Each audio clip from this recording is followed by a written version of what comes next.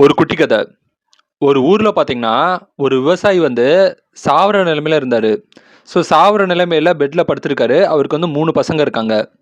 அவருக்கு என்னன்னா, நம்ம இன்னும் கொஞ்ச நாள்ல சாவப்போறோம். நம்மளுக்கு 3 பசங்க இருக்காங்க. அந்த 3 பசங்களும் பொறுப்பே இல்லாம சும்மா வெட்டித்தனமா ஊர சுத்திட்டு இருக்காங்க. அந்த 3 பேத்துக்கு வந்து பொறுப்பு வேணும் பொறுப்பு வரணும் அப்படின்னு அவர் ஆசைப்படுறாரு.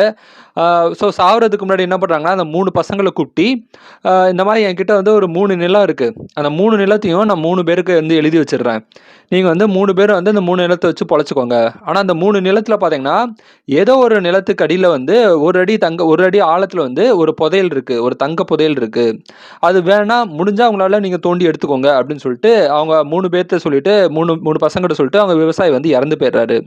அப்படி இறந்து போனதுக்கப்புறம் பார்த்தீங்கன்னா, அந்த 3 பசங்களும் வந்து 3 நிலத்துல ஏதோ ஒரு நிலத்துல வந்து 1 அடி ஆழத்துல தங்கம் இருக்கு. ஆனா அது எந்த நிலம்னு தெரியாது. ஆனா இவங்க என்ன பண்றாங்கன்னா, மூத்த பையனோட நிலத்த வந்து ஃபுல்லா தோண்டுறாங்க. ஃபுல்லா தூர்வாரி தோண்டுறாங்க. 1 அடி தோண்டுனா எங்கேயுமே நிலம் இல்ல.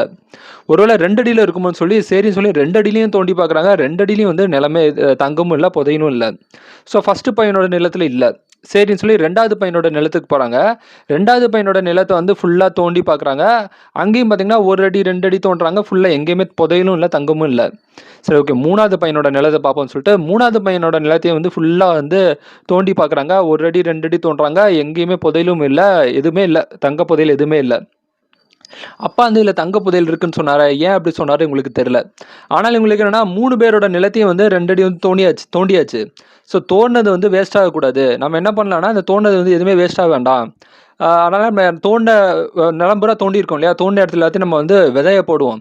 விதைய போட்டு இங்க விவசாயம் பண்ண ஸ்டார்ட் பண்ணணும்னு சொல்லிட்டு 3 பேர் நிலத்திலயும் வந்து விதைய போட்டு விவசாயம் பண்ண ஸ்டார்ட் பண்றாங்க.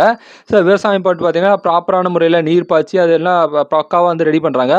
அ சில வருஷங்கள் கழிச்சு பார்த்தீங்கன்னா, அந்த 3 பேர் நிலமுல பார்த்தீங்கன்னா, பல விதமான விவசாயான அந்த காய்கறிகள், பழங்கள் எல்லாம் பூத்து குலுங்குது. அத வித்து பார்த்தீங்கன்னா, நல்ல காசு வந்து பார்க்குறாங்க. 3 பேருமே நல்ல காசு வந்து பார்க்குறாங்க. அப்பதான் அப்பா சொன்ன ஒரு விஷயம் வந்து ஞாபகம் வருது.